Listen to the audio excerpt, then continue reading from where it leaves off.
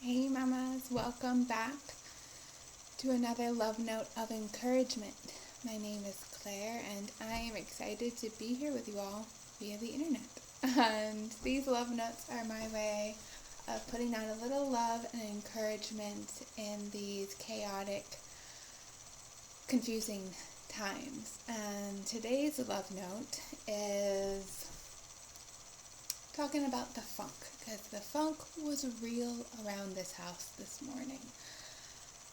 We are 1 week into our family's quarantine, and as well as I feel like I'm handling it, there's little things that are kind of adding up that just happen when you're with the same people 24/7 and in close quarters, I feel like.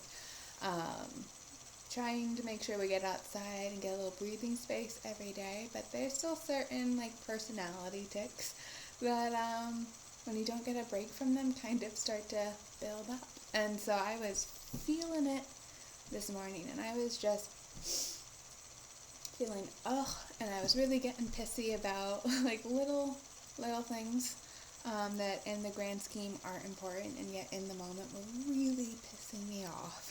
And it's just not a good feeling. It doesn't feel good to anyone else. But more importantly, it doesn't feel good here. I don't like being pissed off. I don't like feeling funky about things. And so I really knew I needed to shift somehow. And within the constraints of the reality of the situation we're in, can't go out and see anybody, can't get together with friends, can't go shopping, can't do a lot of the things that I would normally do aren't on the table anymore. So really getting creative and saying, what is within my control?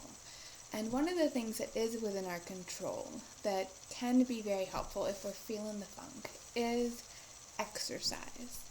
And no one needs to really tell any of us that exercise is good for us and that it will make us healthier and help us lose weight and all of those kinds of things. But has anyone ever really talked to you about the fact that exercise can be as effective for reducing symptoms of depression as Zoloft?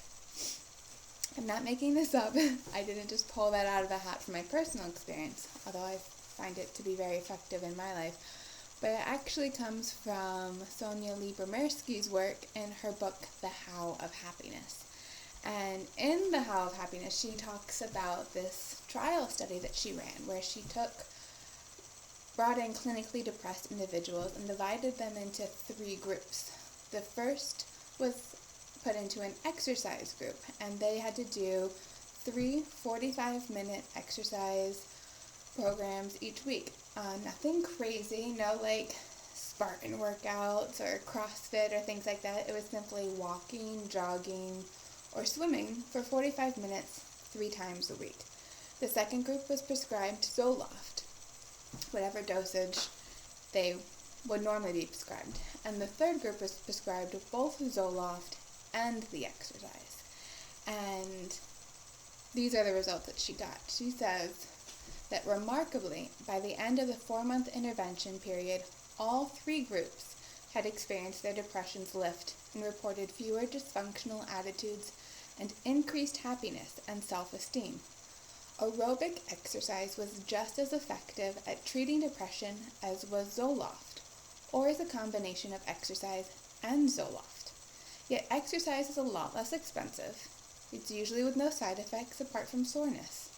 Perhaps even more remarkably, 6 months later, participants who had remitted or recovered from their depression were less likely to relapse if they had been part of the exercise group 6 months previously than if they had been in the medication group.